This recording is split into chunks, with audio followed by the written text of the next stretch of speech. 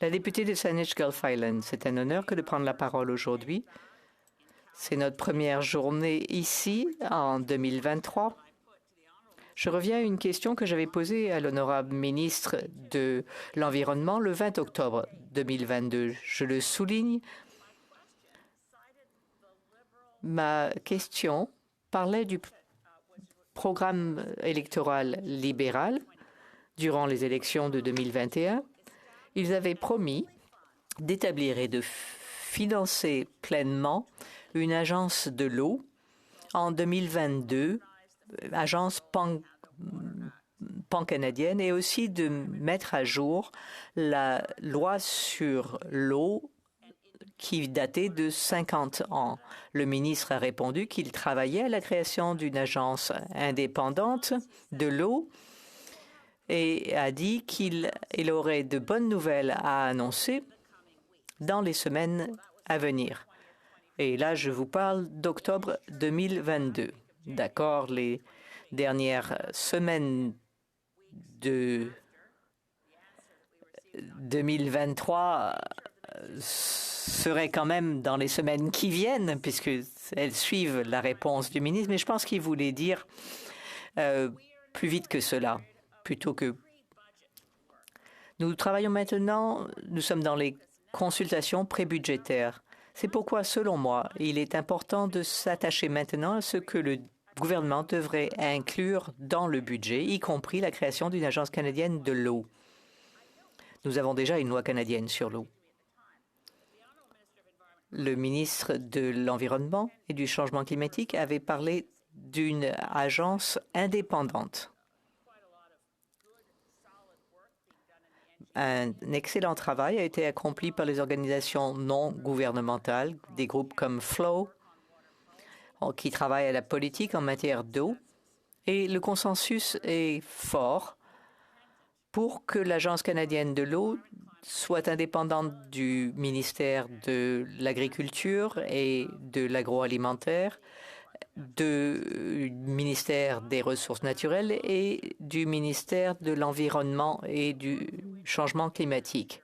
Il faut les agences, les organismes à but non lucratif s'entendent sur le fait qu'il faut quelqu'un qui travaille de façon pan-ministérielle.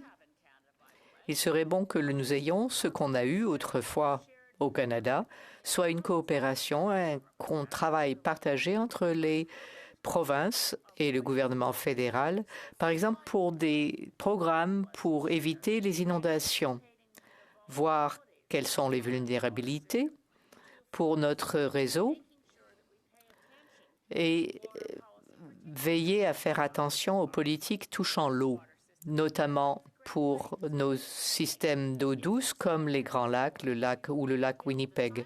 Il est impératif de rétablir la capacité scientifique dont nous jouissions autrefois au Canada et qui est réduite maintenant à un état embryonique par rapport à ce que l'on avait aux années 80. Nous avions alors un programme robuste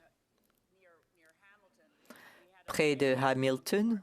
Nous avions un fort service où travaillaient des centaines de personnes. Maintenant, il s'est presque évanoui. Dans le peu de temps dont je dispose, j'aimerais demander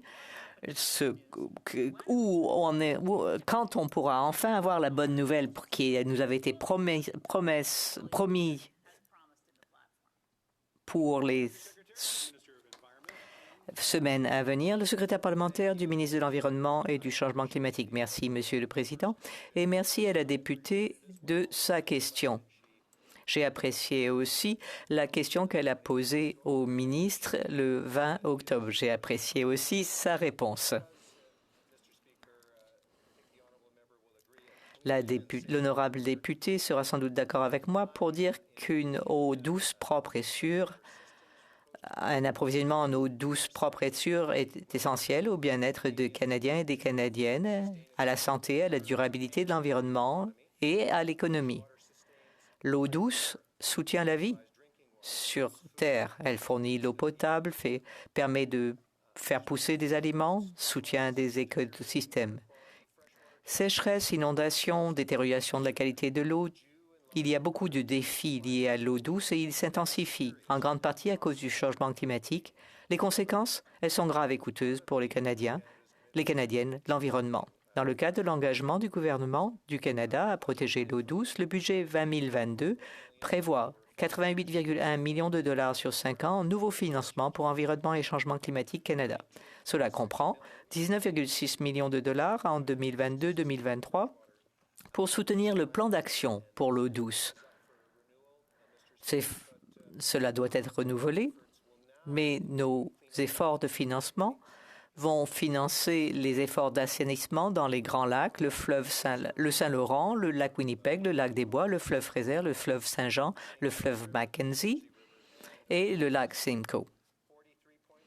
43,5 millions de dollars sur 5 ans, à compter de 2022-2023, iront à la création de la nouvelle Agence de l'eau du Canada. Et oui, elle sera bientôt mise sur pied dans les semaines à venir. 25 millions de dollars sur 5 ans, à compter de 2022-2023, iront à la région des lacs expérimentaux dans le nord de l'Ontario pour appuyer la science et la recherche sur l'eau douce. Vous vous souviendrez que le gouvernement Harper avait tâché de mettre fin à cet extraordinaire programme de recherche sur l'eau douce. Notre gouvernement a rétabli le financement. Pour revenir à ce que disait l'honorable député, nous allons aussi moderniser la loi canadienne sur l'eau. Cela fait 51 ans qu'elle existe et qu'elle n'a presque pas été changée. Et les communautés autochtones resteront au centre de nos préoccupations. En juin 2021, Environnement et Changement climatique Canada a publié un rapport intitulé « Ce que nous avons attendu ». Je voulais simplement dire que nous avons consulté tout le pays, avons reçu quelques 2700 mémoires, nous avons entendu les opinions et que nous avons des données pour soutenir la prise de décision à tout le niveau et d'une science de pointe pour relever les défis. En plus de l'engagement public, le gouvernement du Canada s'est engagé auprès des provinces, des territoires, des peuples autochtones. L'Agence de l'eau sera une institution qui permettra aux gens de s'entendre sur les bassins versants et de mieux verser nos ressources d'eau douce. Nous avons la chance d'avoir en effet au Canada 20% des ressources d'eau douce du pays. C'est une bénédiction. L'honorable député de Saanich-Guelph Island. Merci, Monsieur le Président, et merci à mon honorable collègue secrétaire parlementaire. Nous avons...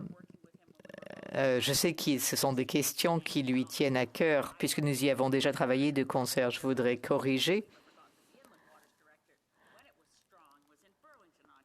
C'est à Burlington, Ontario, qu'il y a eu un travail extraordinaire. Ce que j'ai entendu ne m'a pas rassuré. Oui, il y a la région des lacs expérimentaux et qui fait un excellent travail, mais l'Agence canadienne de l'eau se doit d'être indépendante, doit être financée correctement. Même s'il n'y avait pas de crise climatique, ce serait important. Notre approche pour l'eau douce est pathétique, et ce, depuis des décennies. Or, nous avons maintenant une crise climatique qui est une crise pour l'eau, et c'est pourquoi l'Agence canadienne de l'eau est urgente et qu'il faut qu'elle soit financée correctement. L'honorable secrétaire parlementaire, je suis d'accord avec une bonne part de ce qu'a dit la députée, l'honorable députée. Nous nous connaissons depuis longtemps, comme elle l'a souligné. Et je suis d'accord avec une bonne part de ce qu'elle a dit. Je pense qu'au bout du compte, une bonne part de ce qu'elle a mis de l'avant sera reflétée dans la création de l'Agence canadienne de l'eau. La création de l'Agence canadienne de l'eau représente une occasion unique pour le Canada de travailler avec les provinces, les territoires, les peuples autochtones, les autorités locales, les scientifiques et d'autres intervenants afin de renforcer la collaboration et de trouver les meilleures façons de garder notre eau sûre, propre, bien gérée. Monsieur le Président, je l'ai déjà dit, nous devrions avoir de bonnes nouvelles dans les semaines qui viennent. Merci.